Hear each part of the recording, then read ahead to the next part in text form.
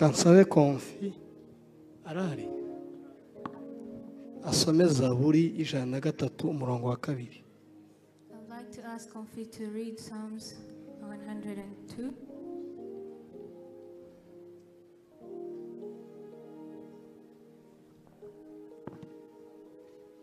Zaburi 103. Psalms 106. Zaburi 103 umurongo wa 2. Wa 2.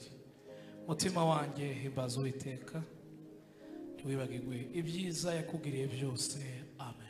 Amena. Amen. Mwihangana nakererewe. You bear with me, I was a bit late. Kubera ikibazo c'imvura tuzi umenya amasaha ageze. Because of the rain, you don't know where the time is.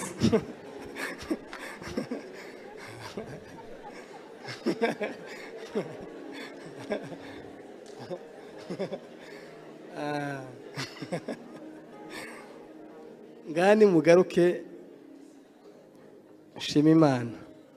Rino jambo yavuze ngo umutima wanje himbaza Uwiteka, ntiwibagirwe ibyiza byose yagukoreye. This word, my heart praise God and don't forget all the goodness He's done for you.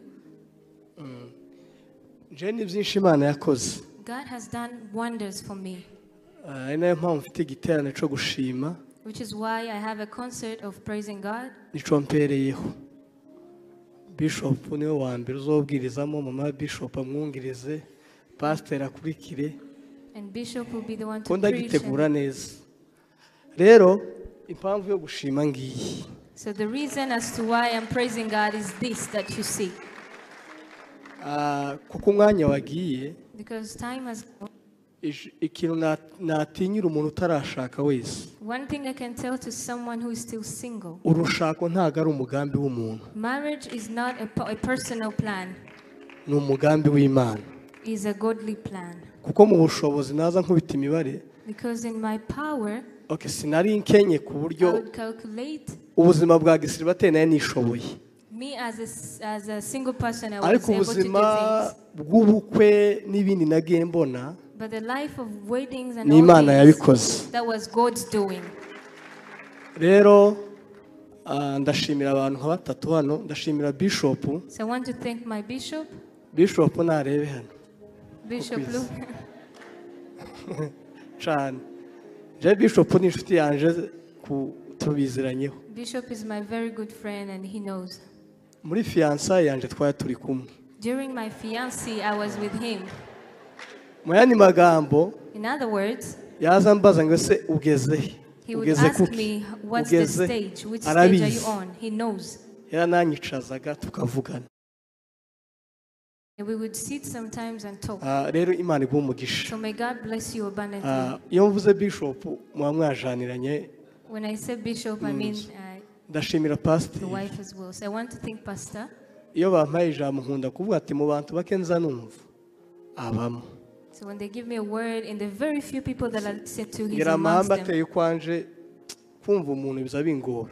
So rero pastor mu bantu nza numva abamo. Listening to people, uriya ni kakawete, madamu ni kakawete wanje. Rero Imana ibaho umugisha, nawe ku munsi twarajanaga. Ndashimira Safi. I want to thank Safi.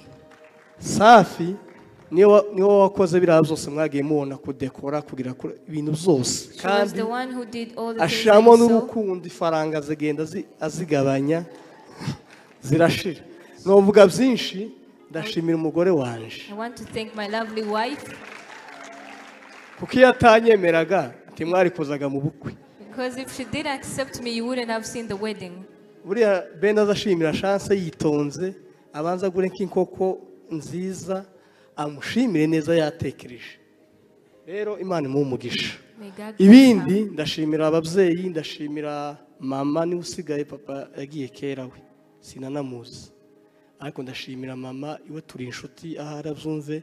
Ndashimira pa mudogo uba Turikiya bita Mucuranyana na Munyurangabo Jonas n'abandi n'inshuti zanje. Ndashimira abanaziri, ndashimira Gisubizo, yewe nabo se bari inyuma. Imana ibaho umugisha.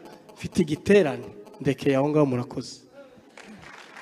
I would like to thank everyone in general, and I have an upcoming crusade. Reka So thank you tubakomere very much. amashi Let us give them a hand of applause.